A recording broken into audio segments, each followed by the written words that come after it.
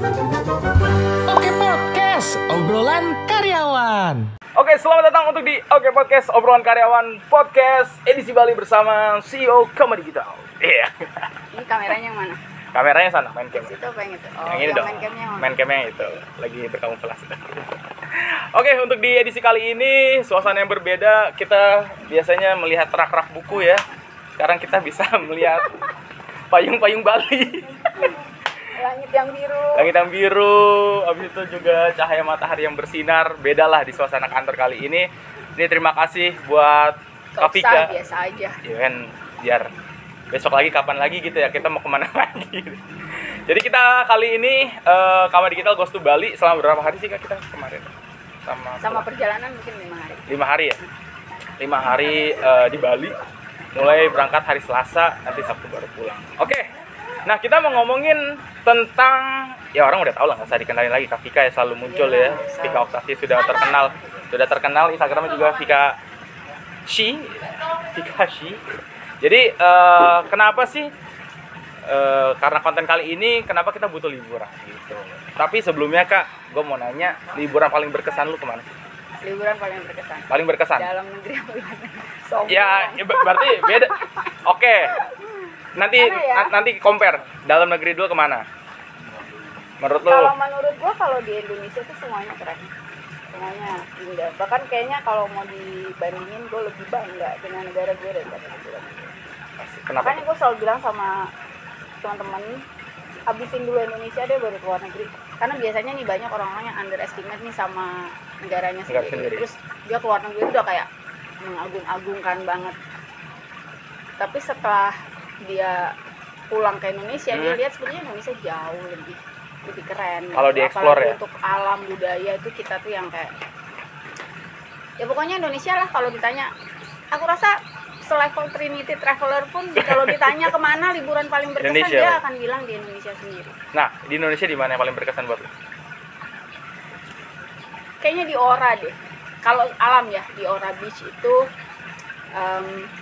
di Pulau Seram, Maluku. Di Maluku. Jadi dia tuh banyak lantar, teman-teman bisa googling lah. Ora itu kita dari Jakarta ke Manado, Ambon. Sorry.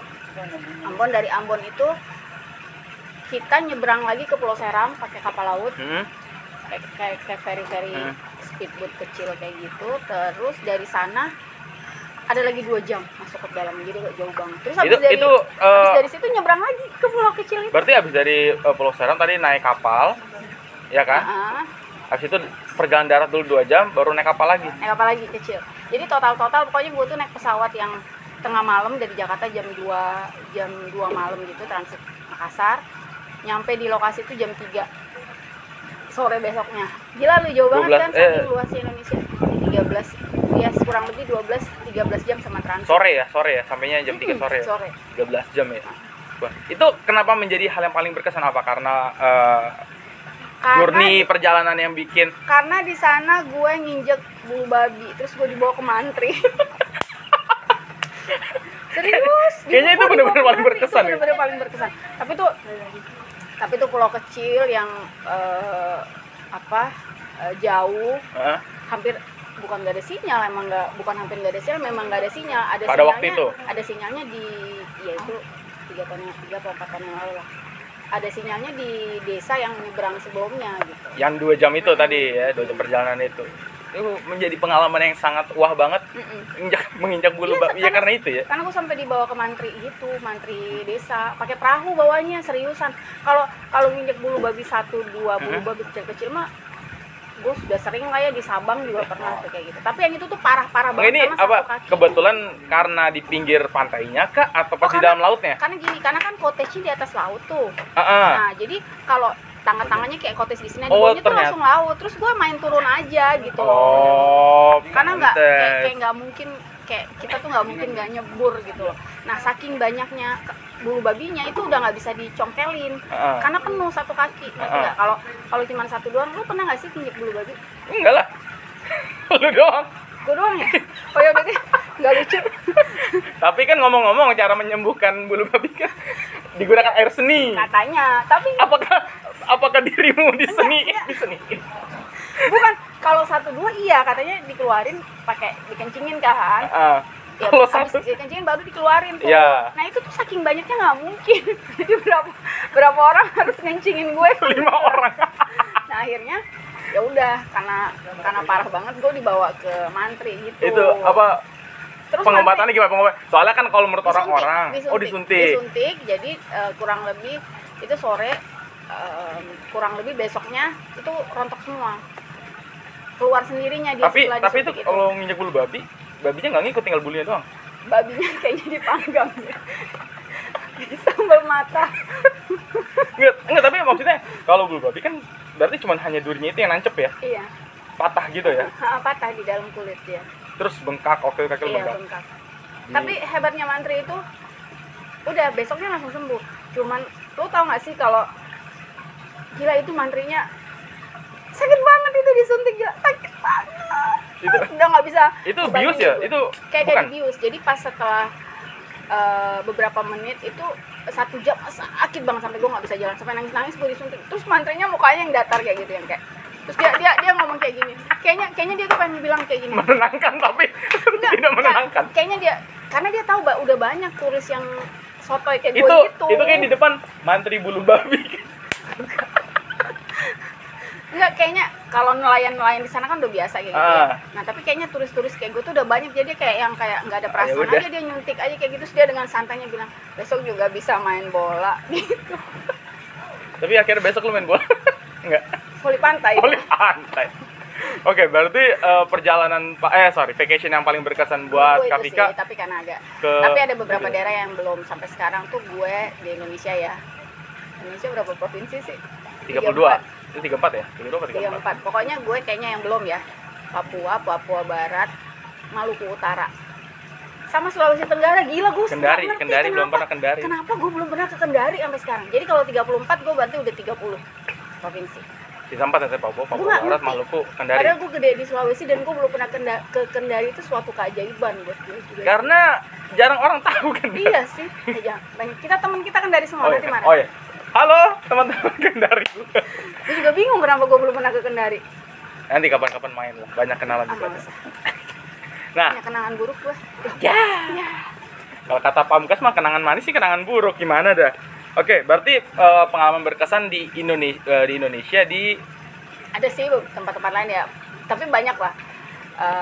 Yang berkesan juga gue pernah ke mana ya? Kayaknya kalau yang lagi hits, gue pernah ke salah satu suku Bajo, tapi bukan yang di Wakatobi. Jadi dia di Gorontalo, tapi 4 jam lagi dari Gorontalo. Jadi memang mereka hidup di pinggir laut. Di tengah laut. Bahkan di tengah laut itu ada lapangan bola, lu bayangin. Sementara mereka di papan ya? Iya, di papan kan? Serius. Tapi itu 4 jam deh dari Gorontalo. Gue lupa nama tempatnya.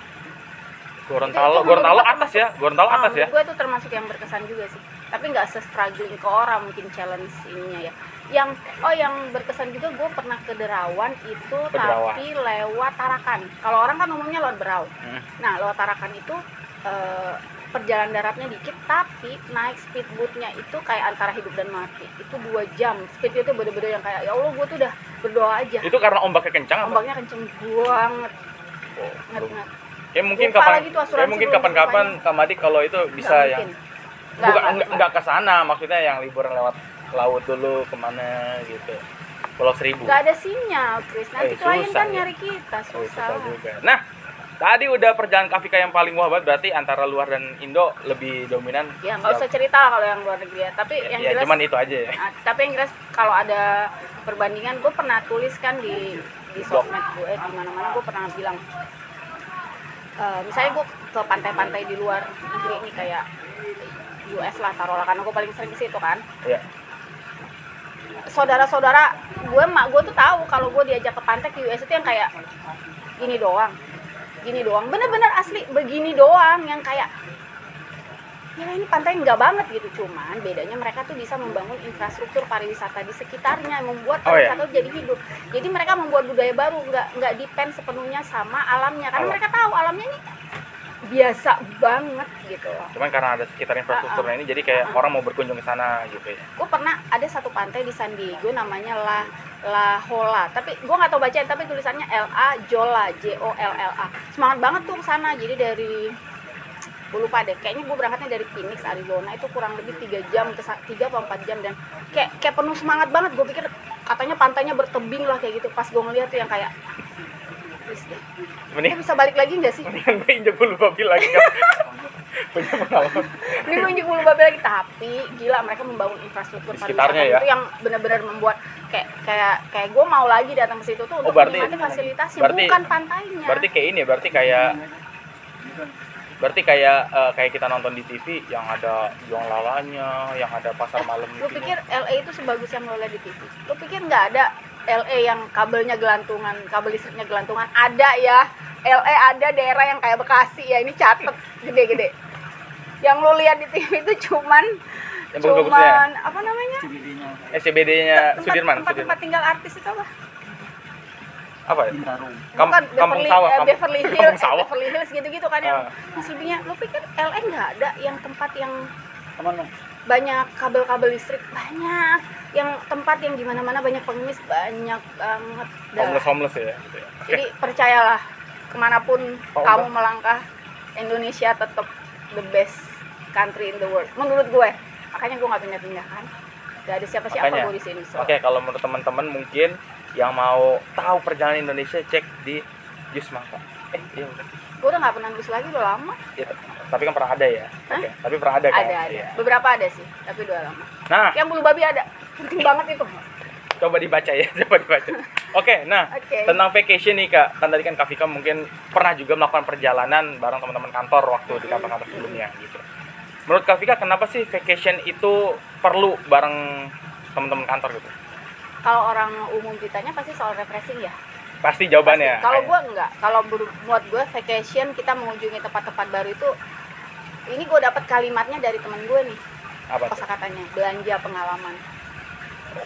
Belanja pengalaman, belanja knowledge. Jadi dia bilang gini, teman gue ini punya satu perusahaan, dia bilang gini, gue lagi ngumpulin duit nih buat ngeberangkatin anak-anak gue ke Singapura. Gue bilang, hah? Berapa orang? Ya 3 orang aja. Ngapain? Nggak ada agenda. Suruh pergi aja, suruh belanja pengalaman. Terus dia ngomong itu 2 tahun yang lalu, tapi sampai sekarang masih terngiang-ngiang. Oh ya, bepergian ke satu tempat itu adalah belanja pengalaman. Dan setelah gue baca-baca, banyak lihat-lihat orang-orang yang sering traveling itu mindsetnya lebih terbuka. Orang-orang yang mindsetnya lebih terbuka, kreativitasnya akan lebih nambah. Jadi bukan cuma sekedar refreshing mah relatif ya. Lu sebenarnya bisa refreshing di rumah juga refreshing, ke mall juga refreshing, tapi mengunjungi tempat yang benar-benar baru, merasakan budaya baru, melihat orang-orang baru, itu adalah bagian dari belanja pengalaman. Tahun depan kita harus keluar negeri. Ini gue janji ya. Tolong ya, catat menit keberapanya? Catat. Dijadiin itu juga nggak apa-apa. Dijadiin highlight juga. Thumbnail juga. Ya kalau thumbnail anak abadik doang yang untung. Januari. Oke. Nah, berarti yang tadi Kak Vika bilang Januari juga, Jan. Gila aja lu. Desember atau Januari berangkat lagi kita. Oke, berarti yang tadi Kak Vika bilang kalau vacation itu adalah belanja pengalaman, karena berbeda kan. Kita ketemu orang baru, ada budaya baru. Pasti hal yang kita lihat menjadi sesuatu yang baru juga untuk kita gitu ya. Mungkin kayak kita di Bali ini melihat, suasananya baru seperti ini. Ya meskipun pernah kita lihat di Pinterest ya. Tapi kan maksudnya saat merasakan sendiri sensasi yang akhirnya gue dapet pengalaman baru ini, ada cerita-cerita kayak gini untuk membuka wawasan baru gitu kan. Terus pertanyaan kedua nih Kak Vika, sama aja pertanyaan tadi kan untuk belanja pengalaman. Kenapa penting vacation bareng anak kantor atau teman kantor? Kenapa nggak lu aja nih? Enggak kan, mungkin kan kalau menurut kita kan mungkin dari kayak ya kita jalan-jalan senang-senang, di satu sisi juga dapat pengalaman baru yang tadi lagi. Nah cuman kan mungkin kalau dari menurut Kak Vika, ya kita untuk ngebangun teamwork lagi yang lebih solid. Ya benar, sebenarnya sih itu sih untuk teamwork aja, nggak ada lagi yang lain sih. Karena jarang juga sih ya. Kalau dulu tuh keseringan tuh ini sih Kak, liburan bareng anak-anak kantor dulu ya, maksudnya kantor-kantor lain outbound.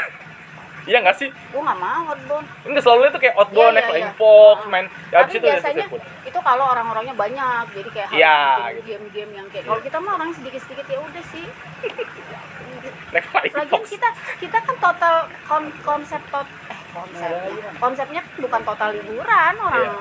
Emang klien mindahin bodo doang. amat kita pindah di mana. Jadi sempet lu outbound gaya lu. Kalaupun ada outbound lu aja, gue mah mau meeting. Pada disuruh manjat Flying Fox ya Dep ya. Gue mah nggak mau. Berarti pentingnya liburan atau vacation bareng anak kantor pertama untuk belanja pengalaman buat Kak Vika sendiri, CEO sama teman-teman yang lain gitu ya, untuk melihat sesuatu hal yang baru, pasti akan ada pendapat yang baru lagi. Pendapatnya entah dari pendapat ilmunya dan juga dari segi pendapatan untuk perusahaan ini. Ya Allah, amin ya. Nah, yang kedua, untuk membangun teamwork yang solid tadi ya, karena Tanpa outbound. tanpa kan biasanya kalau game-game outbound kan untuk teamwork gitu kan. Biasanya orangnya 150 orang, kita mah nggak perlu. Biasanya bikin kesebelasan bola aja nggak cukup. ada sih 12. Enggak, 12, satu main, satu juri, satu pelatih. Pelatih ya benar juga sih. Gue nggak mau, gue aja pelatih. Nah, berarti dari keseluruhan itu mungkin Kak Vika bisa apa ya, sharing tentang beberapa teman-teman atau teman-teman Kak Vika juga yang mungkin memiliki bisnis juga, perusahaan. Mungkin bolehlah sesekali ngajak karyawannya untuk liburan, untuk apa atau apa. Mungkin ada yang mau di-sharing Kak ke teman-teman kayak ini harus gitu. Kalau menurut aku sih perusahaan memang harus sih ada alokasi anggaran untuk sesekali keluar gitu, meskipun nggak penuh kan kayak kita juga gitu, tapi bisa dibicarakan sama teman-teman di kantor. Yang jelas kemarin kan karena hampir 2 tahun kita pandemi ya, dan emang hampir nggak pernah bisa kemana-mana ya, boro-boro jauh-jauh keluar rumah aja susah gitu. Nah, mudah-mudahan ini semakin membaik, jadi kantor-kantor, perusahaan-perusahaan udah mulai memikirkan kayaknya memang kita harus reguler pergi 1 kali setahun yang agak jauh yang pakai pesawat, tapi kalau bisa 2-3 kali sebulan ya kayak kita ke Bogor kayak gitu-gitu, untuk sekedar yang kayak ya mempunyai suasana baru. Sebagus apapun kantor ya kalau kita di situ-situ aja tiap hari kan akan boring juga kan. Emang lu pikir Siska kok nggak pernah boring tuh di rumahnya yang sosisnya banyak banget? Boring juga jalan-jalan sih dia. Juga pasti dia jalan-jalan. Iya, jalan-jalan juga gitu loh. Yang rumahnya sendoknya berlapis emas itu kan tetap boring. Ya apalagi kita yang sendoknya nggak pakai sendok kayu, sendok plastik gitu ya. Waduh, ini tiba-tiba cuaca mulai ini. Oke, sebelum kita tutup, resolusi Kamadik 2022 secara singkat, padat dan jelas apa Kak? Resolusi Kamadik 2022 harus lebih baik lah ya. Itu aja, lebih baik kan ukurannya macam-macam. Yang jelas mudah-mudahan resolusi utama kuartal pertama kita harus pindah kantor. Kuartal pertama kita pindah kantor. Mudah-mudahan kita bisa rekrut orang lebih banyak lagi, itu udah ada di planning. Kasihan sih si Ojan gue bilang. Tapi dia penderitaannya belum banyak sih, jadi harus ditambah lagi. Jangan tambah aja. Oke, jadi lebih baik. Itu lagi terus, ada yang nyanyi satu. Kalau nyanyi syairnya itu aja. Pusing gue. Liriknya nggak ganti-ganti gitu loh. Nadanya yang ganti. Liriknya enggak. Oke, tadi kuartal pertama resolusi Kamadik 2022 menjadi lebih baik. Mungkin di kuartal pertama pindah kantor. Terus yang kedua rekrut orang baru. Dan tentu saja yang paling penting kan lebih mensejahterakan karyawan kan paling penting. 3 point of view CEO Kama Digital untuk resolusi itu saya posisi CEO. Itu mah resolusi lu juga lah. Lu pikir gua kerja sendiri, lu mah. Tuh, dengar semua. Resolusi Kamadik. Tapi point of view-nya dari beliau gitu kan untuk yang lain. Oke. Terima kasih Kak Vika untuk kali ini kita podcast di Bali. Mungkin besok lagi kita di mana nih kan? Kita nggak tahu. Kita di mana? Oke. Nanti kita akan berada di konten-konten Oke Podcast berikutnya. Jangan lupa untuk di like, comment, and subscribe Instagram Vikasi dan Instagram gue Krisna Bayu. Terima kasih buat teman-teman. Nanti muncul di sini ya.